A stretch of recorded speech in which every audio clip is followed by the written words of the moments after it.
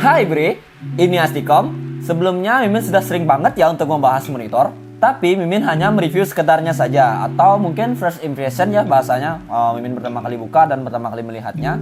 Dan sekarang Mimin akan membahas monitor lagi. Tapi dengan cara yang lebih rinci. Gak ada rinci amat sih. Wow! Ya begitulah pokoknya. Review monitor kali ini itu dari brand ViewSonic ya. Mimin juga sudah sering membahas monitor-monitor ViewSonic seperti monitor gamingnya ViewSonic atau monitor entry levelnya. Nah sekarang Mimin akan membahas entry levelnya lagi, tapi dengan kualitas mid range ya. Penasaran kan monitornya apa? Ini dia monitor terbaru dari ViewSonic yang bermain di kelas entry level yang memiliki tipe VA24G2MH.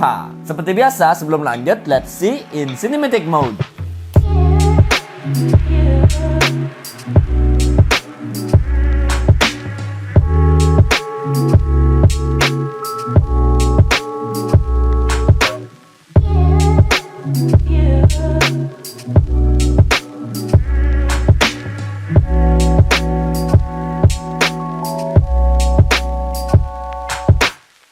Seperti biasa, di awal kita akan bahas desain dari monitor ini.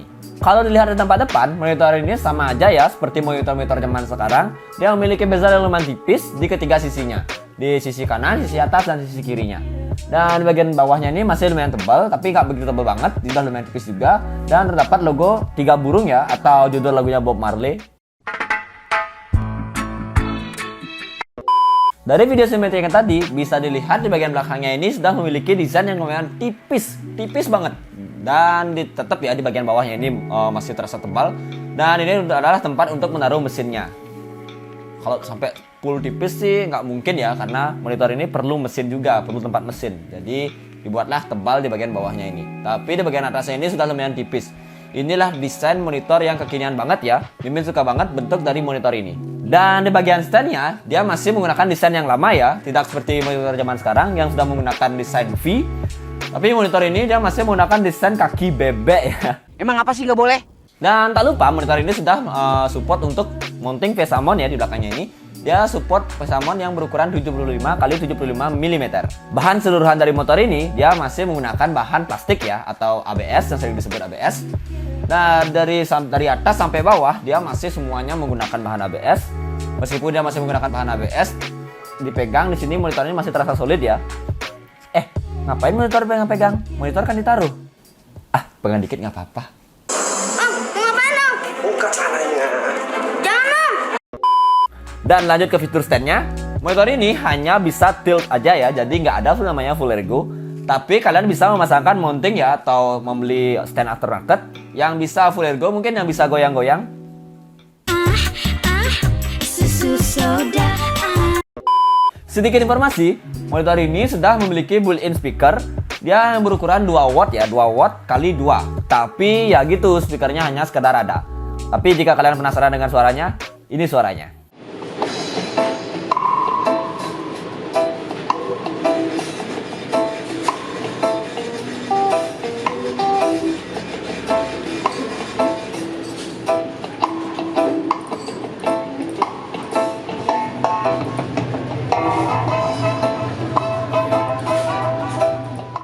Tapi tadi itu adalah hasil dari mic kami ya. Jadi suara itu kalau misalnya Mimin mendeskripsikan suara ya, Mimin nggak bisa. Suara itu harus didengarkan dengan telinga kalian sendiri. Jadi biarpun Mimin memakai mic yang mahal sekalipun, itu juga percuma. Karena mungkin kalian yang mendengarkan masih menggunakan speaker dari handphone ya, yang mungkin suaranya nggak begitu ngebass atau nggak begitu tajam. Jadi soal audio itu ya biarkanlah, nanti mungkin kalian yang mendengarkan langsung. Lanjut ke spesifikasi monitor ini. Monitor ini sudah memiliki resolusi layar di 1920 x 1080 atau sering disebut Full HD. Resolusi ini sudah lumayan cukup tajam, jadi jarak pandang 30-50 itu sudah lumayan jernih, cukup jernih. Panel dari monitor ini sudah menggunakan panel IPS dengan tingkat kecerahan 250 nits, serta juga dia sudah memiliki finishing anti-glare. Jadi monitor ini tidak akan banyak memantulkan cahaya ya, tapi sedikit memantulkan cahaya. Serta viewing angle dari monitor ini sudah lumayan cukup luas ya, sama seperti monitor-monitor mid-range pada umumnya, yaitu di 178 derajat vertikal dan horizontal. Jadi cocok nih untuk kalian yang sedang memakai multi monitor, atau mungkin kalian pengen memiliki setup vertikal. Dipasangkan stand aftermarket lalu diputer. Nah, langsung jadi vertical monitor. Sekarang kita lanjut ke color gamut dari monitor ini. Dari web resminya, dia mendapatkan nilai 105% sRGB dan 75% NTSC dengan color range di 16,7 juta warna. Nilai warna itu sudah lumayan cukup normal, tidak terlalu jelek dan tidak juga sebaliknya. Jika diperuntukkan untuk office, color gamut segini sudah lumayan cukup ya. Atau mungkin sekedar desain tipis-tipis mungkin seperti CorelDRAW. Tapi ngomong-ngomong soal CorelDRAW, kayaknya udah nggak ada lagi ya yang pakai CorelDRAW. Kayaknya semua udah pindah ke Illustrator. Tapi di sini Mimin masih menggunakan CorelDRAW ya untuk mengedit konten Mimin. Oke, lanjut. Monitor ini sudah memiliki refresh rate yang lumayan cukup tinggi ya untuk monitor office, yaitu di 100 Hz dengan respon time yang lumayan cukup kecil katanya di 1 millisecond. Tapi setelah Mimin tes, average-nya ada di 3-4 millisecond ya setelah Mimin tes. Untuk spek seperti ini sudah lumayan cukup banget ya, mengingat ini adalah monitor office. Tapi nggak ada salahnya sih game tipis-tipis untuk mengisi waktu luang kalian seperti bermain Valorant, Genshin Impact, Apex Legends, dan game sejuta umat kita adalah Point Blank. Nah, kalau main Zuma mungkin kalian bisa langsung jadi pro player ya karena 100 Hz-nya. Sekarang kita lanjut ke port-port yang ada di dalam monitor ini. Di sini terdapat satu buah port DC input. Ya, monitor ini menggunakan adapter eksternal, maka dari itu dia bisa menggunakan desain yang lumayan tipis ya di bagian belakangnya. Dan di sebelahnya terdapat satu buah port VGA. Ya, memang sekelas monitor office memang harus ada port VGA-nya. Dan di sebelahnya terdapat satu buah port HDMI yang memiliki versi 1.4 ya. Dan terakhir di sini terdapat satu buah jack audio 3,5 mm ya sebagai headphone, atau mungkin kalian bisa pakai audio out sebagai speaker eksternalnya. For your information, port VGA yang ada di monitor ini hanya bisa menampilkan 60 Hz ya. Jadi kalian jika ingin menggunakan fitur 100 Hz-nya, kalian harus menggunakan kabel HDMI-nya. Dan untuk kabel HDMI yang dapat dari monitor ini, kalian langsung mendapatkan kabel HDMI yang sudah berversi 1.4 ya, yang berukuran 1,5 meter. Sekarang kita akan bahas ke harga dari monitor ini.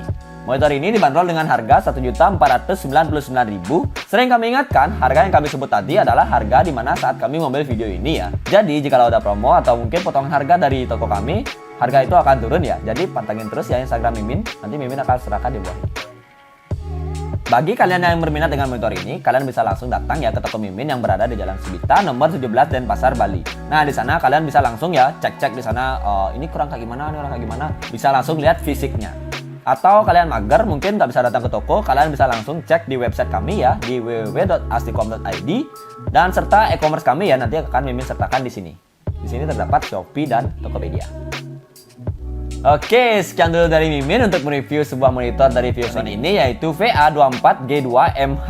Semoga video ini dapat membantu kalian ya yang masih bingung mencari sebuah monitor dan memuaskan rasa penasaran kalian tentang monitor ini. Like jika kalian suka dengan video ini, komen jika ingin bertanya, dan jangan lupa share dan subscribe ya Be. Sampai jumpa di segmen berikutnya.